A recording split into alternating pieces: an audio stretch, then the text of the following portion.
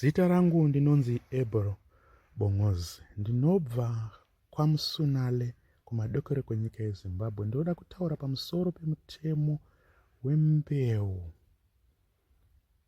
unonzi Seed Act ya1965. Seed Act mutemo unotendera kutengeserana nekugoverana nekuuchikwa kwembeu muZimbabwe. Mugore ra2024 takava nemwaka wakanaya mvura shoma shoma munyika yeZimbabwe, chikafu rikava dambudziko mumadhorobha nemumaruva nokuda kwekunaya kwemvura shoma shoma.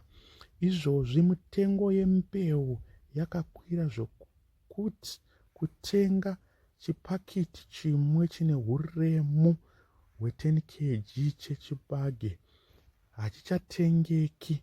Rova dambudziko rakakura kuvarimi nemhuri kuti vakwanise kuwana mbeu yekurima inovakwanira.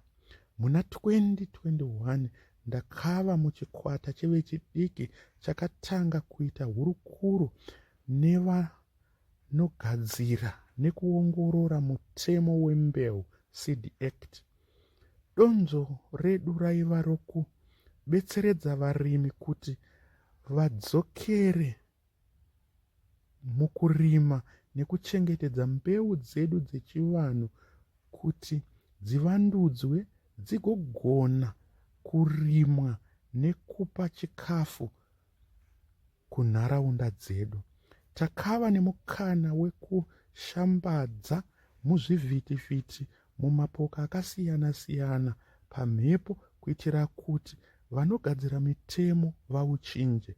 Nokuda kwebasa ratakaita rakanaka muna 2023 zvakaita kuti mutungamiriri wenyika vakwidze nyaya yembeu yeSeed Act mudare guru reparamende kuti rikurukure nekuongorora nyaya yembeu chinova chinhu chakatifadza zvikuru.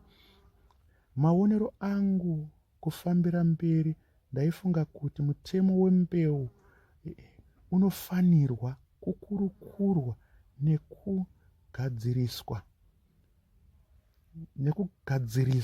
nekugarirwa pasi kutangira kunze kwenyika dziri mhiri zvozouya kunyika dzakatikomberedza kusvika munyika yose, nokuti zviri kukanganisa misha, dzimba nemagariro pasi rose, uye kuchengetedzwa nekuuchikwa kwembeu dzedu dzechivanhu haifanire kuva mhosva.